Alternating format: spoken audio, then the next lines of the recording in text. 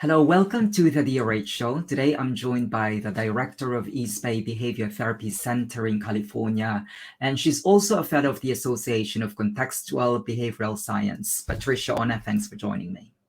Thank you so much for having me. I appreciate it. Well, Patricia, I already mentioned your sort of background, but could you just give us more of a trajectory in your life and how you ended up doing what you're doing? Sure. I will try to keep it brief.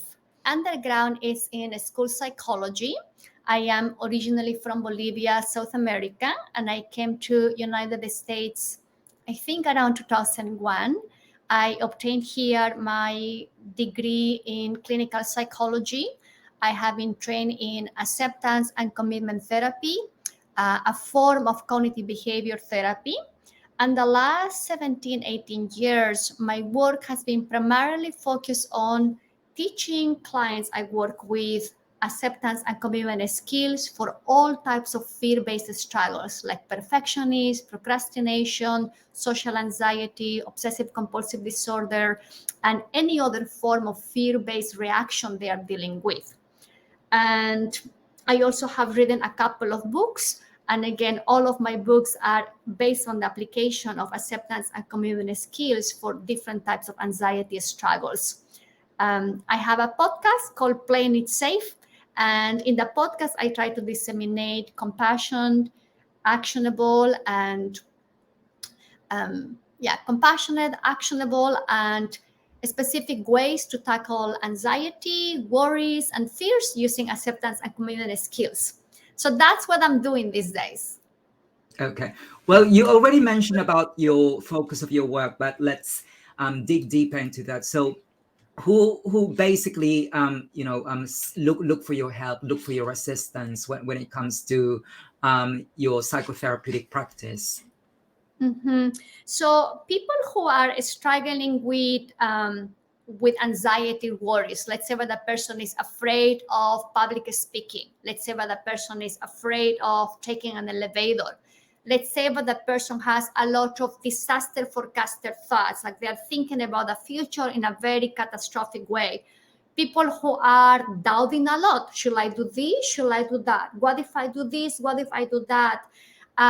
So many times, most people are dealing with some form of anxiety and they don't realize how much the anxiety is affecting their life. So those are the clients that are coming to see me. People who are prone to overthinking, that they tend to get stuck in their head, are also people I'm working with. And presumably, this overthinking is some form of, you mentioned it earlier, playing it safe behaviors. But for, a sort of general context, how would you define these playing it safe behaviors? Mm-hmm. So playing it safe behaviors are academically known as safety-seeking behaviors.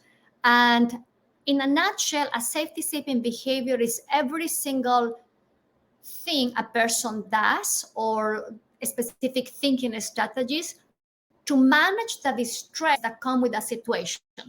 For example, if I have to buy a house, I am going to do a lot of research. I'm going to look at the price of the property, the real estate market, if the area is safe or not.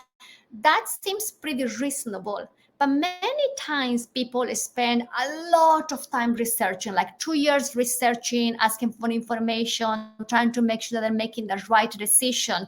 So playing it safe moves or safety-seeking behaviors are primarily thinking strategies or sometimes things that a person does that they may look very benign on the outside. But what happens if they are used too often, too quick, and too soon, and a person doesn't look at how those responses work in their life, a person is feeding into a cycle of stuckness because they are not taking action. They are using these playing it safe moves to calm themselves down and to reduce the anxiety that may come with making a poor choice, with making a poor decision. And would you say, Patricia, that there are different types of playing it safe actions? Yes, absolutely, absolutely. Thank you for asking that question. In my work, I have identified 10 different ways in which people play it safe. because I think it looks different for each person. For example, for some people, they're playing it safe by criticizing themselves often. If they start experiencing some doubt or some discomfort, they spend hours telling themselves that they are not good enough, that they won't be able to handle a situation, that something is wrong with them. The challenge is that when they go into criticizing themselves, then they are not paying attention to the internal experience they have to make room for. So criticizing yourself in a negative way, that's one, playing it safe. Doubting, engaging into this what if thoughts, should I do this, should I do that? Using safety crutches is another playing it safe move. um, Overestimating negative outcomes or anticipating negative future scenarios or dwelling on the past, that's another playing it safe move. um, Another playing it safe move will be dwelling, thinking and thinking, what's the meaning of this? Do I need to be doing something different here? That's another playing it safe move. I would be more than happy perhaps to share a list for you and your audience of these 10 playing it safe moves. I also have a questionnaire in my website, drzee.com, in which people can complete a questionnaire and they will be able to obtain their playing it safe profile. So they will figure out what are the 10 strategies they are using perhaps too much and too often in their day-to-day lives. Well, thank you for sharing to us your website. So what I'll do is I'll put that on the description notes. So for anyone who wants to explore more about the different types of playing it safe actions, they can get in touch with you directly. But the thing that I'm considering, Patricia, is that sometimes we really have to be mindful of the consequences of our actions. So would you say that playing it safe is always wrong? Because the way I see it is that it's only right that we think of what will happen. So I'm more leaning towards the side of playing it safe. Yeah, thank you for asking that. That's a beautiful question. Every human being play it safe. We all do it. You do it, Dennis. I play it safe as well. So that's not necessarily the problem. The problem is when we play it safe too much, too quick, and too often. Let me give an example. A couple of years ago, I had to buy a coffee machine. I was a grad student, so I had a limited budget. And let's say, I think at the time I had $100 to buy a coffee machine. I spent a lot of time researching what's the best coffee machine I could buy, how long it's going to last, different types of brand, different types of parts. I spent 9 months, I think 8 or 9 months, searching for the best coffee machine so I could make sure that I make the best decision possible.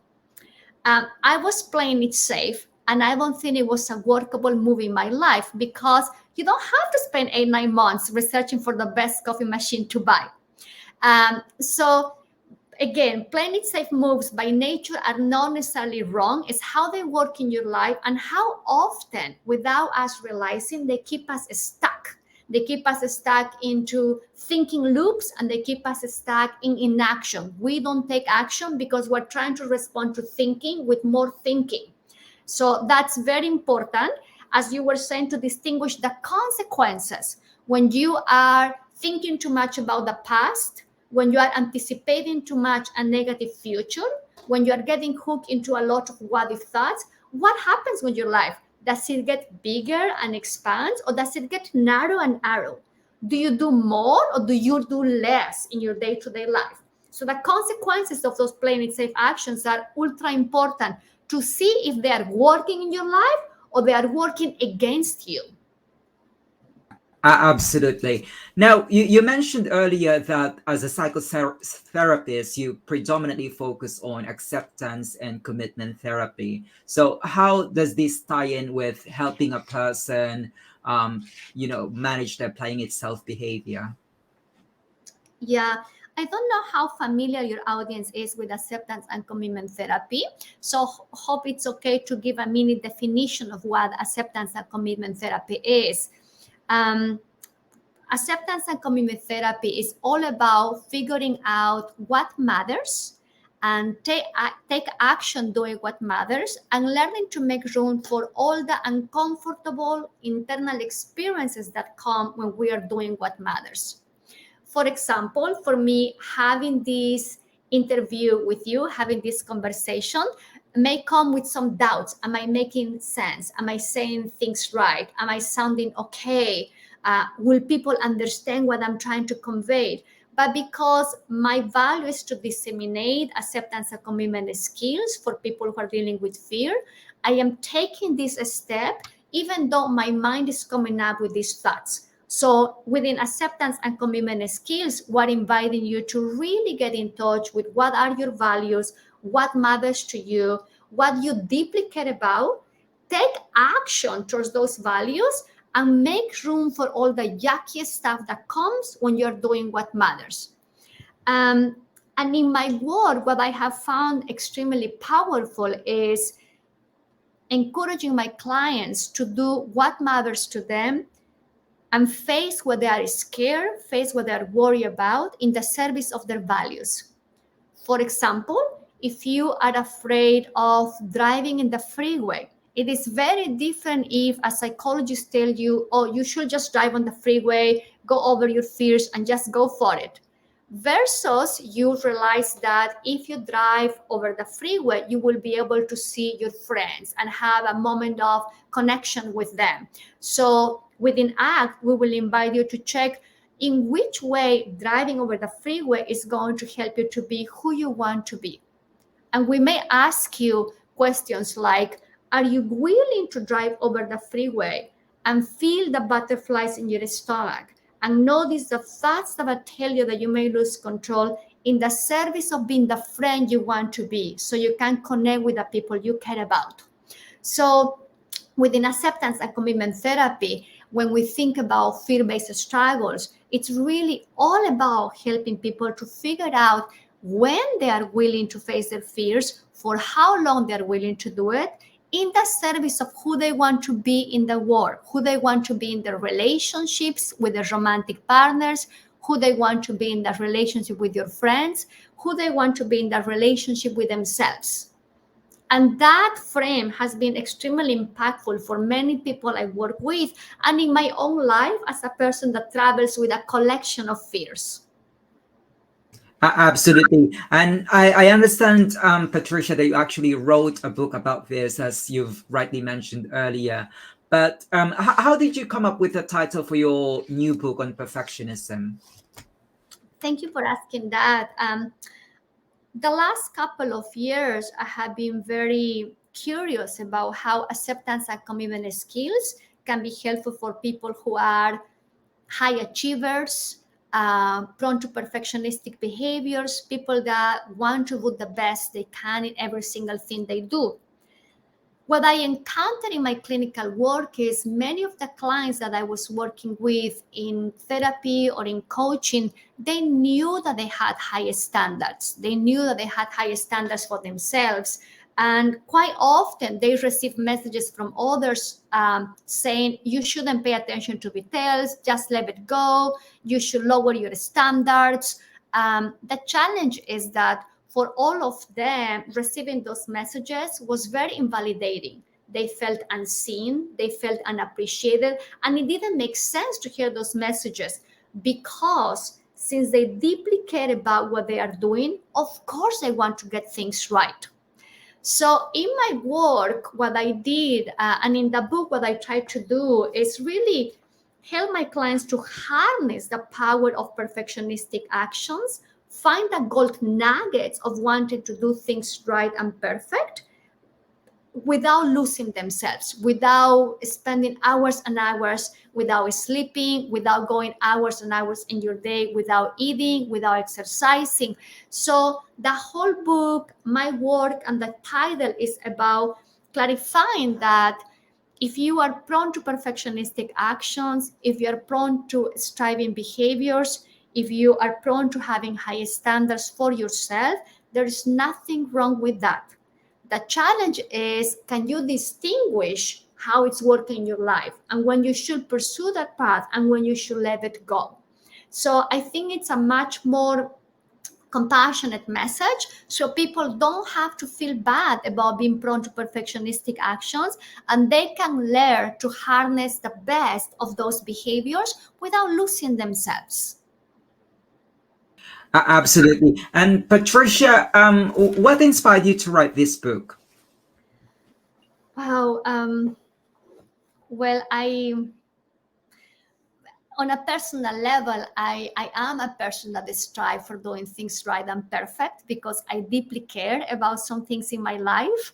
And when I care about something like my career or my relationships, of course, I strive to be a best friend. I strive to be a solid psychologist. And I think in the work that I was doing with my clients, I also witness their struggle and the pain that comes with being unseen, because a lot of the literature and social media also has demonized perfectionistic actions as if it's the evil that you have to get rid of. But I don't think that way. I think that it is important to practice self-acceptance and to be aware that sometimes people are prone to high achieving behaviors, that sometimes we are prone to striving behaviors. And that doesn't mean that something is wrong with us or that we are defective or that we're not good enough. It just means that we need to find a way to learn to accept ourselves as who we are and capitalize our skills. So I was very curious and committed to create a program and to create a frame that will help any person who is prone to high achieving behaviors to really accept themselves for who they are and to make the best of it without judging themselves, without feeling ashamed for who they are or their proneness to perfectionistic actions. That was the biggest motivation, to get out of these dichotomous views of perfectionists as this bad thing, as this evil thing, as this demon that we have to get rid of, and to really move into self-acceptance of this is what I am prone to, and that doesn't mean something is wrong with me. It just means that I have to learn to make the best of these tendencies without losing myself. Absolutely. Well, thank you for sharing to us what really prompted you to write this book, and I'm sure a lot of people would find value in what you've written. But Patricia, you've done a lot of work when it comes to perfectionism, and I would imagine that you've come across a number of misconceptions. So if you could kind of address those misconceptions and just try to clear up some things. Yeah, thank you. Most people think that perfectionistic actions only apply to academic settings or to a school. But reality is that when we think about perfectionistic actions, that can apply to all areas of our life. It could be that as a housewife, a person is trying to always have the house very clean. It could be that a parent, a mother, or a caregiver, they're always trying to be the best caregivers, the best parents as they can possibly be. It's possible that a person who has an spiritual path is trying to live the spiritual path to their best, or a person that practices sports or a ballet dancer, they are striving for perfectionism. So that is one of the challenges with perfectionistic actions, that many times it goes unchecked. Because again, we're thinking this is only for academic settings, but think about how often sometimes parents, if their kids are misbehaving, they perceive that the kids' behavior is a reflection of who they are as parents, and they are ashamed and they feel that they're not good enough parents. I have heard sometimes my clients saying that, oh my gosh, my kid has a stain in their clothes, so people are going to think I'm not taking care of them. I'm going to feel criticized. Or a person that wants to be a good a baseball player, or wants to be a professional basketball player, they're also striving for perfection, and they may be spending hours and hours training and training and engaging in all types of diets and getting all types of extra training to be the best sport, the best basketball players they can possibly be. So perfection is applied to all areas of our life. That will be a very important clarification. Another misconception of perfection is that it's a bad thing, that it should get rid of, that if people are prone to perfectionistic actions, they should let go of their standards. Um, Reality is that people who are prone to perfectionistic actions, they are very in touch with what's truly important to them, to what matters to them.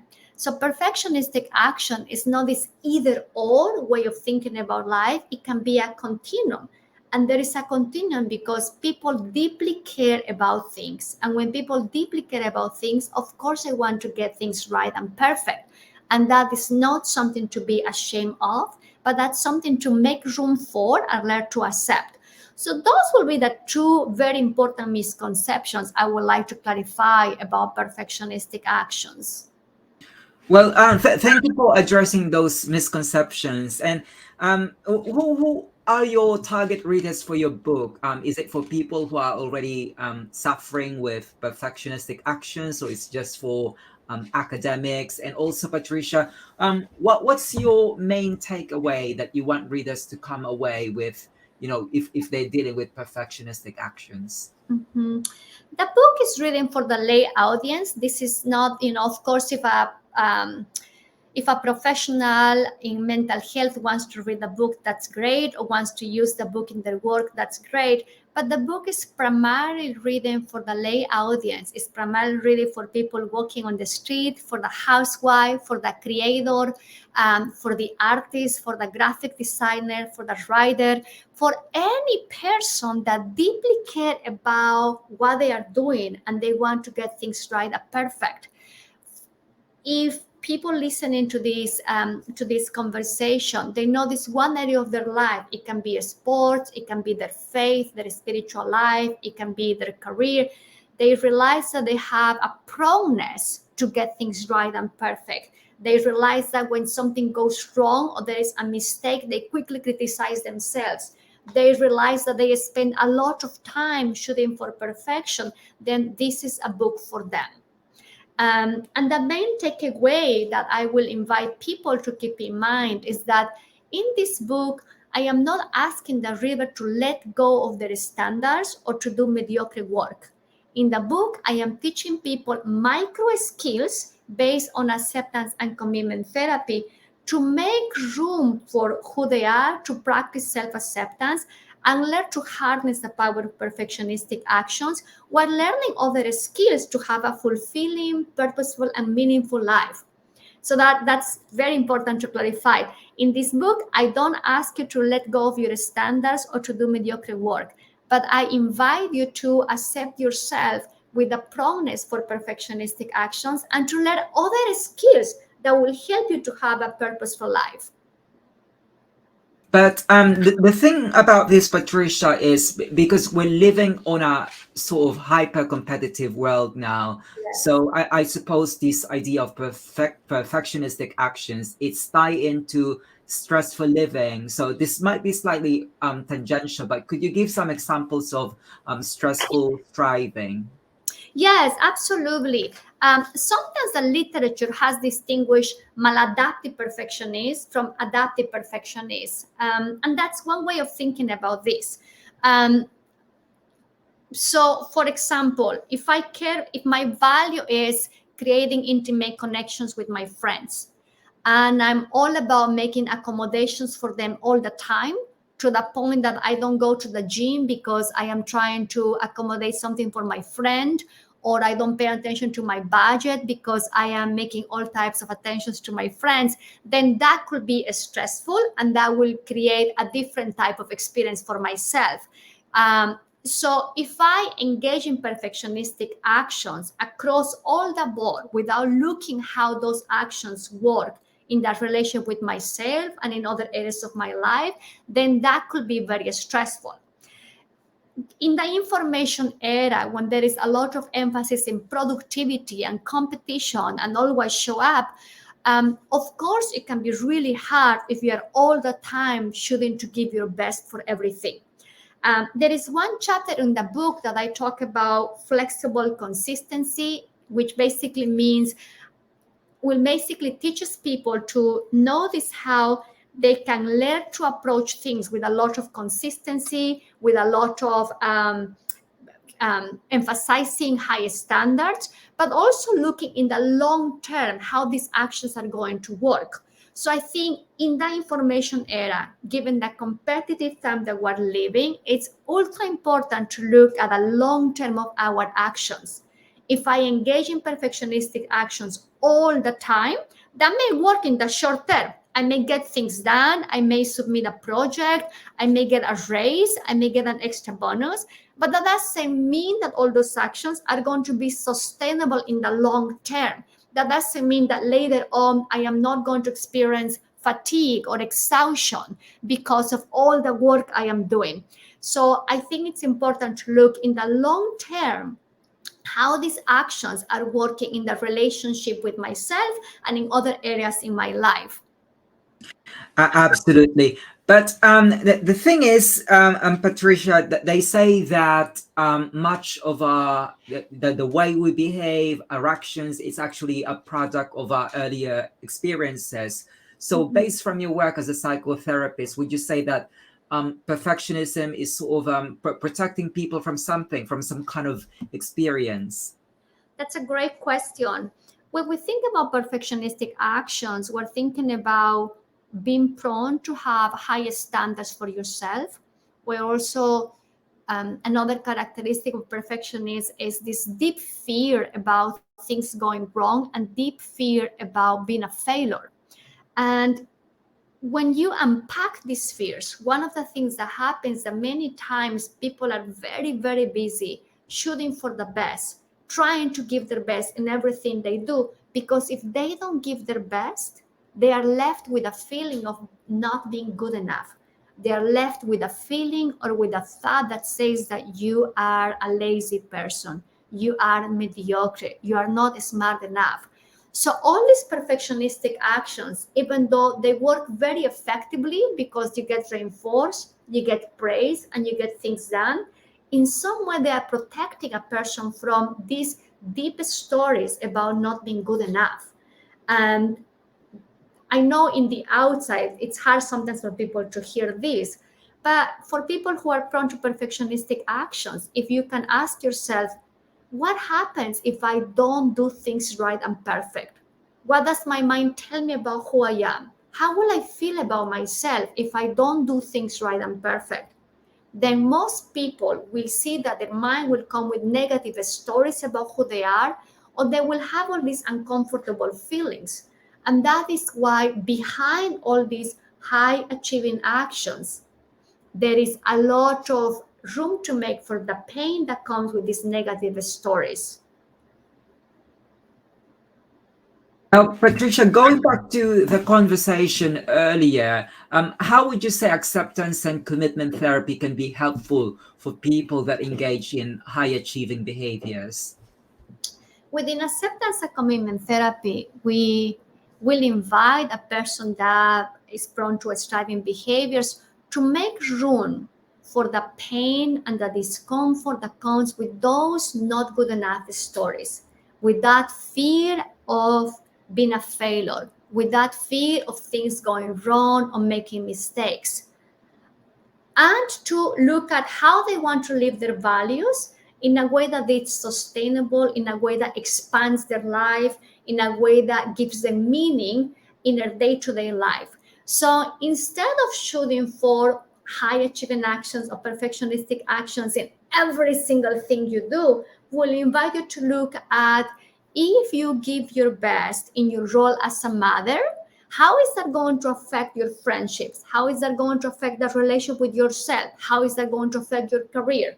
Or if you decide to give your best in this project you're working at work, how is that going to affect the relationship with your partner? How is that going to affect the relationship with your friends? How is that going to affect your spiritual life? So we invite you to keep in mind all these areas of your life and to make choices that will help you to expand your life, acknowledging that when you are choosing one area of your life, other areas also going to be affected. And we also teach you micro skills to do some time management, to figure out how to create a flexible, consistent schedule for the work you're going to be doing. We teach you skills to manage the anxiety that comes with things going wrong or being a failure. We teach you micro skills to learn to deal with the uncertainty that comes when making these choices. We also teach you how to handle this process of making tough choices, because every time you say yes to one area of your life, You're also saying no to other areas of your life. And that's really hard when a person is prone to perfectionistic actions. So within acceptance and commitment skills, we teach you skills to handle all the noise that comes with the fear of making mistakes, being a failure, not being good enough. And we also teach you skills, very actionable, to handle all the minutia that comes when you say no to some things, when you start practicing self-compassion and self-caring. But Patricia, what all this is really unhealthy forms of striving. So, as a psychotherapist, how do you guide people to let go of unhealthy forms of striving? I have found in my work that it's very important to create a new frame to look at perfectionistic actions or a new mindset. So in my work, I talk a lot about making a shift from playing the game of doing things right and perfect into playing the workability game. So within acceptance and commitment therapy, when we're looking at the consequences of our behaviors, we're always looking at whether the things that I say or I did are consistent with my values, or they are taking me away from living my values. For example, let me just go back to this example that I shared at the beginning of our conversation. For me, having this conversation with you in your podcast, in your show, it's a values-based move because I deeply care about disseminating acceptance and commitment skills for fear-based struggles. But that means that I have to make room also for these thoughts that says, Patricia, do you know what you're talking about? Will people understand what you are saying? And blah, blah, blah. That also means making room for a little bit of butterflies in my stomach. So within acceptance and commitment therapy, if we look at the workability of these actions, we will say that it's working because it's helping me to live my value. It's helping me to be who I want to be. Let's say that you message me this morning and you say, Patricia, I am ready for the interview. And I say, Dennis, you know what? I'm not sure I'm going to make it because in my mind, I'm so preoccupied of not having a good interview, not making sense while I am talking that I decide to avoid our conversation, even though it's my value to disseminate active skills. So I may email you and say, you know what, Dennis, I got sick. Thank you so much, but I cannot make it to our interview today. I will just email you when it's a good time. So within ACT, that we will say that that action, me canceling at the last minute our interview, it's an unworkable move because it's taking me farther away from my value of disseminating active skills. So one particular way in which I invite my clients to tackle perfectionistic actions, and I use a lot in my work, again, is to play the workability game.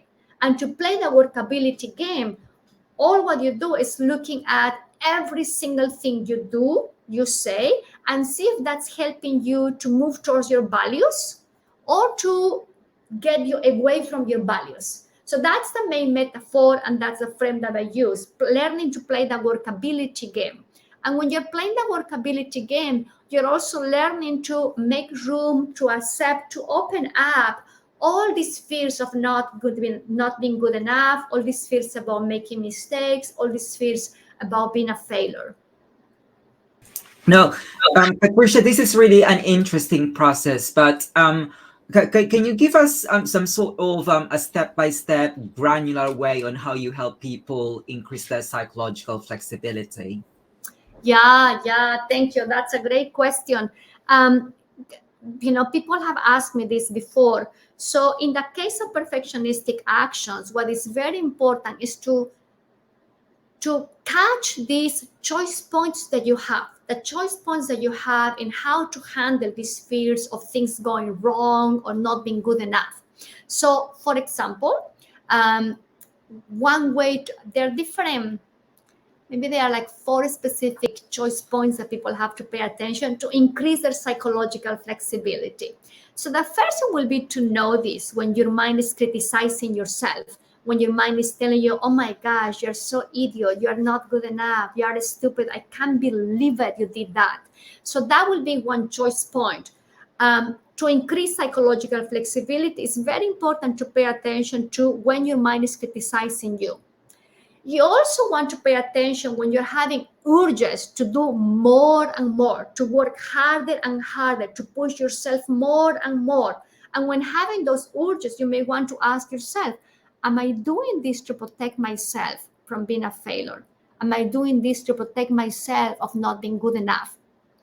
The other choice point is to pay attention when you have this anxiety about things going wrong. Sometimes we get anxious about things happening, right? That's natural. But in the case of perfectionistic action, there is a particular type of anxiety that comes of things potentially going wrong. People feel it and they can get in touch with that. So psychological flexibility or being psychologically flexible means paying attention to also that choice point. So just to recap, pay attention to when your mind is criticizing you. Pay attention when you have these urges to do more and more, to work harder and harder, to push more and more. And pay attention when you have this anxiety about things going wrong, people rejecting you, something going wrong with this project, something going on with your paper, something going wrong with your performance. Because when you catch those choice points, then you're able to step back. You will learn to step back and see how you want to respond to that in a way that is consistent with your values versus going along with a tendency to do things right and perfect without looking at the consequences of those actions in your life. That really makes absolute sense, Patricia. Now, we've already learned about your book, about your work in perfectionistic behaviors.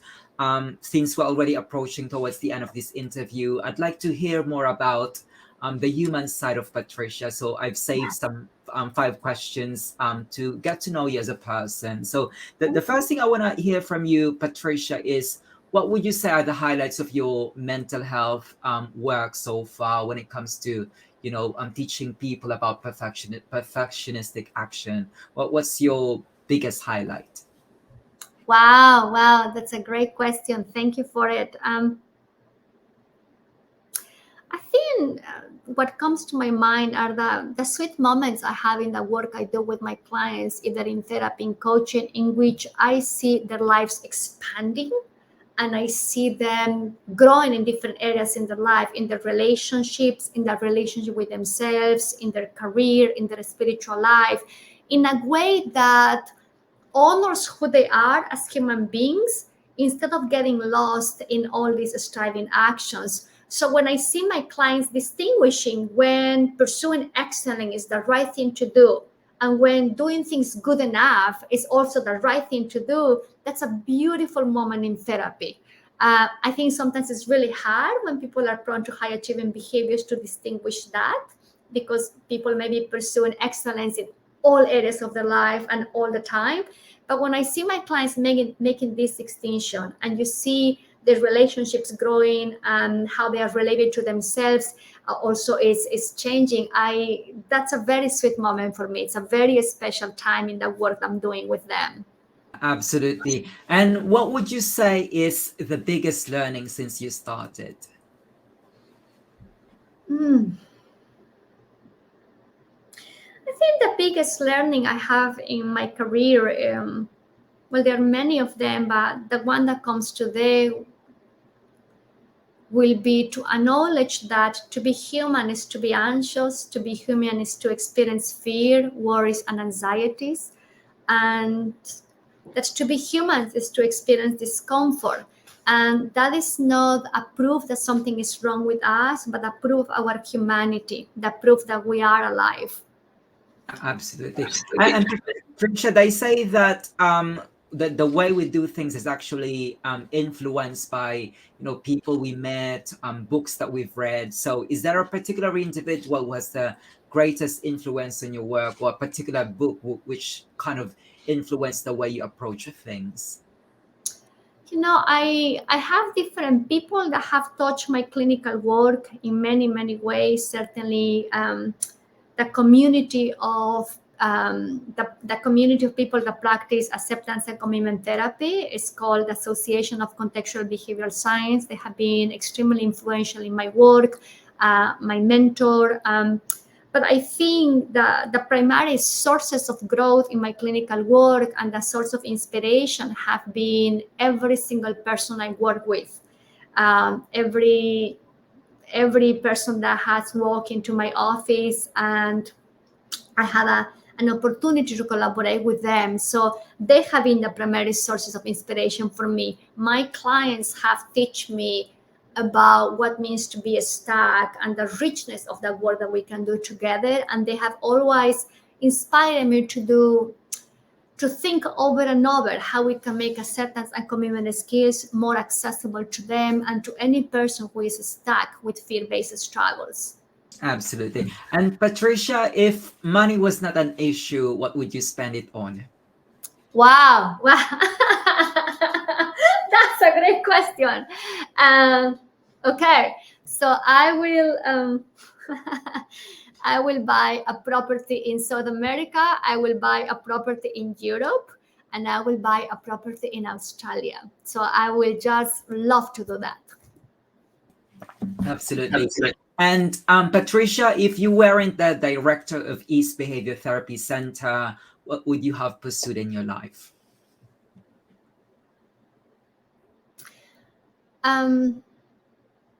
That's a great question. I think my response changes to that question. If I weren't running my practice today, I would like to be either writing more or creating more content, and perhaps also I will be happy running a coffee shop. Just having a couple of pastries to offer to people and a delicious cup of coffee or tea. I will be happy doing that too. Absolutely. And Patricia, finally, the floor is all yours. Tell us what else is in the pipeline. If people wanted to reach out to you, what platforms can they get in touch with you at? And also remind us again, where can we grab a copy of your book? Thank you. I do have a weekly newsletter. My newsletter is called Playing It Safe. And people can go to the website www.thisisdrz.com and subscribe to the newsletter. Every week, I am sharing new content, fresh content, and it's all based on acceptance and commitment skills in a compassionate and actionable way. So I will invite people to subscribe to the newsletter. And for people who are interested in the book is available on Amazon, and I think right now they have a sale. People can take a look into Amazon. And if people want to find me in social media, across all the social media platforms, I absolutely love Twitter because it's limited. It's 280 characters and it's less flashy than other social media platforms. So I don't tweet a lot, but I hang out there almost on a weekly basis. So also people can follow me on Twitter. Okay. Well, Patricia, all of those links will be on the description notes, so anyone can get in touch with you. Well, thank you for imparting to us your knowledge about your perfectionistic action, and also it's a pleasure having you here in the DRH show. But Patricia, unfortunately, our time is up, but I look forward to hearing more about your work. Thank you so much for having me, Dennis, and my sincere appreciation for all the work you're doing, disseminating evidence-based skills at the time in which we need it. So thank you.